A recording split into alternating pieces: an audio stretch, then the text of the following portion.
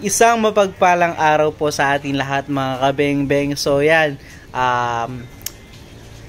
Thursday mga kabeng-beng, April 25. So meron po tayong unit na susubukan for today. So pasensya na po sa ating ngayon, no, boses, dahil yan medyo masakit yung ating pakiramdam. Pero ito po, yung napangako nating unit kay Sir Einar Terraformen. So ito pong unit na to ay kay Sir Einar Terraformen.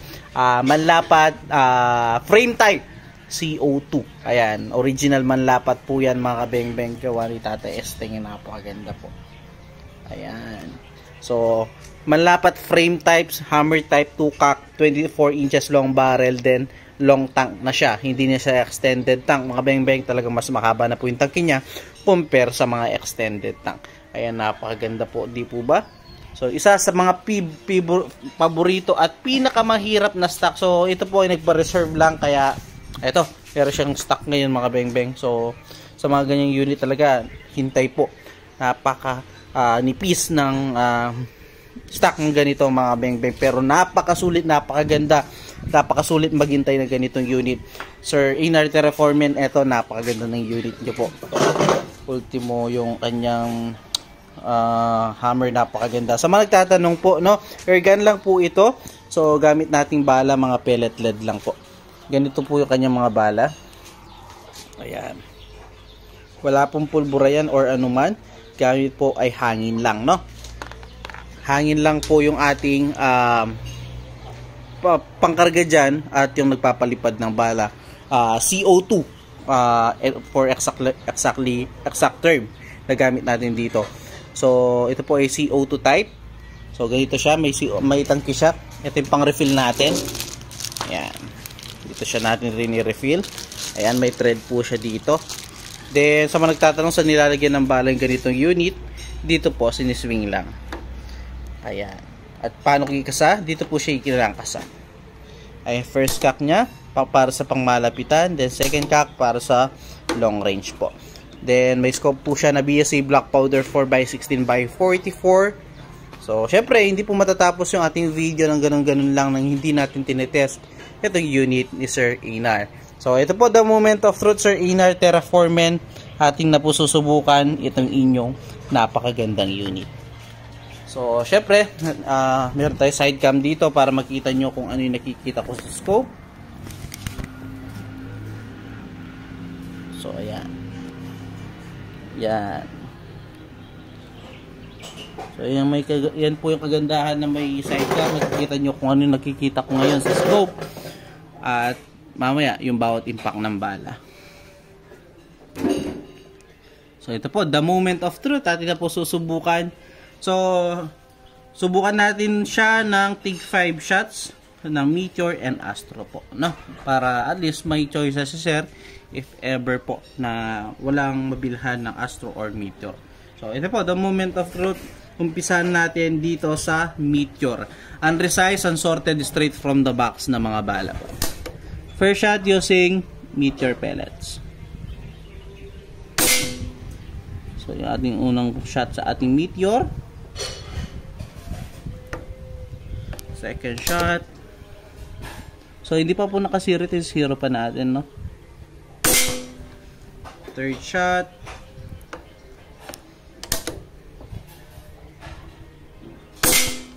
Fourth shot. Pang-apat. Pang-lima.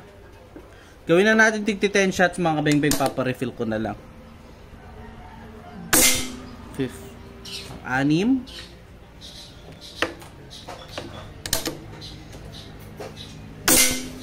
Pang-pito.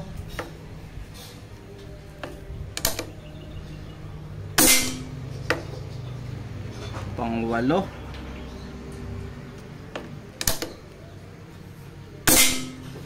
Pang-siyam.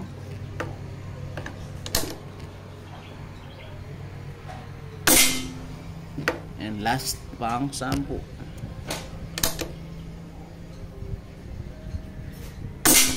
So, yun po, 10 shots. So, yun po yung kanya naging groupings. So, next naman po tayo mga beng-beng. Astro naman po. Paparefill ko lang para fair yung ating pagtitest fire, no? Astro naman tayo niyan.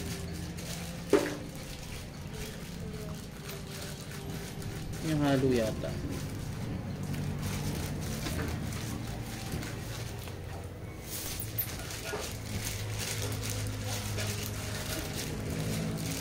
Kaya halo-halo na.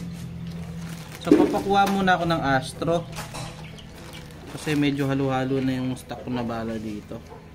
Astro, another 10 shots using Astro din po, no? Bukan din natin siya sa Astro. Siyempre, nasabukan natin sa Meteor. Astro naman yan, yung ating susubukan.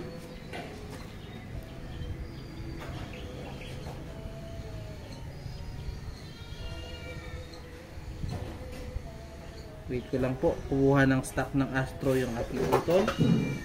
Antay po. So, lipat na rin yung ating target habang naghihintay. So, ayan. Astro naman po, 10 shots mga kabeng-beng, tigti 10 shots. So, nakargahan na. Astro, so ito po. Another 10 shots using Astro 18. First shot, Astro 18. Second shot using Astro 18. Kirgan mo na. Fourth shot using Astro 18. Fifth shot using Astro 18. Again, hindi po siya nakasiro sa ano kasing tawag dito? Astro. So, sinubukan pa lang natin siya sa Meteor. Doon siya nakasiro. So, tanggalin ko lang to. Sira yung bala. Third shot. Ay, third shot or fourth shot na yata. Fourth shot. Pang-5. Pang-6. Pang-7.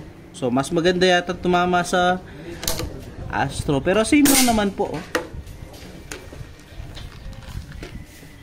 Pang-8. Pang-9.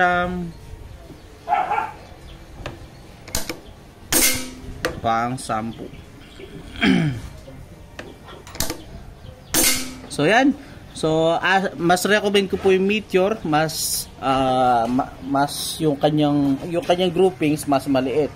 So, mas dikit-dikit po yung kanyang patama. Pero nasa inyo, sir, mapa-Astro man yan or mapa-Meteor, okay na okay tumama po. So, nakita nyo naman po, wala siyang flyer, talaga na wala siyang lumala yung bala. So, yun po, the first cock lang po yung ginamit natin doon. So, tara, lapitan po natin yung ating naging groupings or naging resulta ng ating pacifier. So, ay lamang po yung ating naging resulta. Napakaganda po tumama, sir. Ayan. Ito yung Astro.